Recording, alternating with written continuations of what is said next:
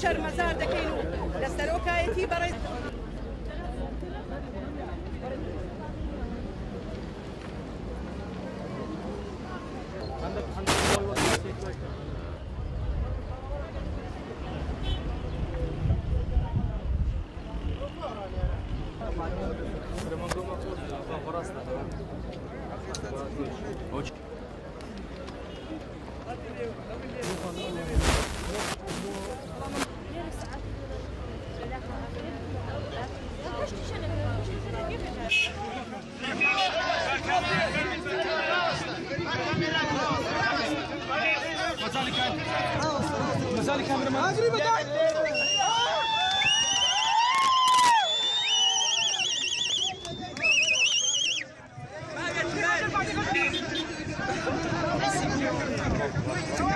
ڕۆژهەڵاتی کوردستان لە باکووری کوردستان لە باشوور لە ڕۆژئاوا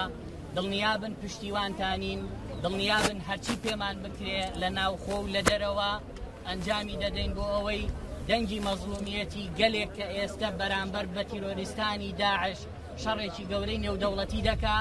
بەرامبەر بە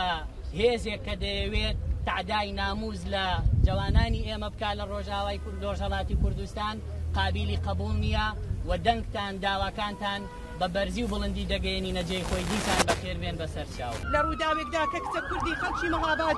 بە ناوی فەرینازی خوسرەوانی دەکوژرێت و بەهۆی دەستپێدابوونی کەسێکی سەر بە ناوەندە ئەمنیەتیەکانی کۆماری ئیسلامی لەو ڕووداوەدا خەڵکی مەهاباد داوای لێکۆڵینەوە و ڕوونکردنەوەی ئەو تاوانەیان لە ڕێژیم کرد. بەڵام دوای 4 ڕۆژ بێدەنگی نەتەنیا هیچ ڕوونکردنەوەیەک لەلایەن کاربەدەستانی دادوەری کۆماری ئیسلامیەوە نەدرا، بەڵکو هێزە ئەمنی و سیاسیەکانی ڕێژیم بە زمانێکی زەبر و هەڕەشە ڕوو لە خەڵک قسەیان کرد، ئەوە ژوای کرد کە خەڵکی مەهاباد ڕۆژی